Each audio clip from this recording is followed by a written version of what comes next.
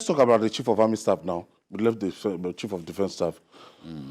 Tell us about this, because the Chief of Army Staff, really, if he's not the Chief of Defense Staff, that is like Irabo coordinated it, and he was able to, he was the face of the service chiefs. Strong man, that's General Irabo during his time. So, but main attention on the service chief used to be the Chief of Army Staff. And who is this individual?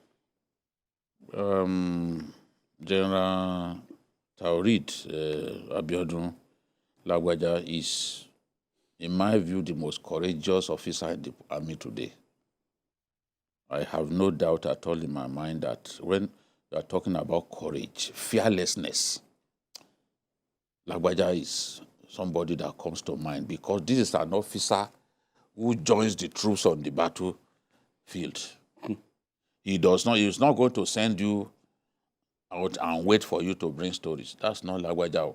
Lagbaja we do is operations briefing on Monday. After the operations briefing, is going into the bush. He will come back on Sunday.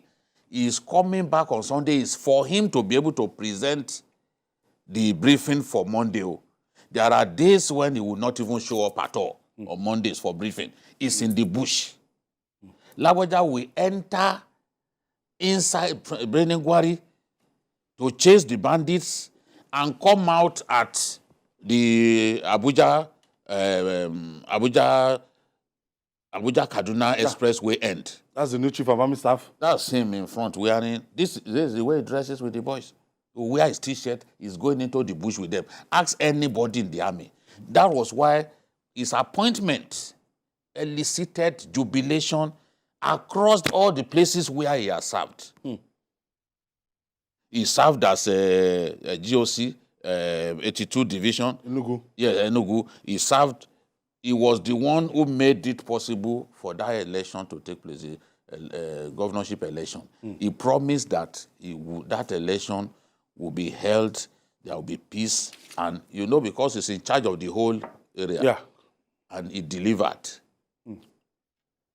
Then in Kaduna, he told his staff, look, I want to be sending people. So it's always leading like this? Yes. Going to battle? He will go. I said he will stay in the bush for days. This is an unusual kind of officer. He will stay in the bush with them. When those boys were killed, what was it called? Killed gas brigade men, and the other day. Okay. They paid with their lives because Lagbaja ensured that, look, they suffered for what they did. This is how he deployed this. You can see the troops. He deployed them on the highway just for us to have. When was the last time you heard about kidnapping on the Kaduna-Abuja highway? That's what Lagbaja has done. And as Chief of Operations of the Army, he has focused on those areas where we had issues, and is doing his best. Especially this Brenengwari. Not many people can go to Brenengwari before now. Then when he was in Enugu, of course, he dealt with the unknown government. When you look at some of the states of the Southeast, you will see that Enugu is relatively peaceful. You can't compare Enugu with Abia or Anambra. It's part of what he has done. He also has some history to his name. Having the privilege of serving as GOC in 2 different divisions, having the privilege of serving as a commanding officer in 2 different battalions, they always find him useful to send him. You can imagine somebody went abroad, he went on study leave abroad. By the time he came back, they sent him back to 72 Battalion in Makurdi, the place that he left originally.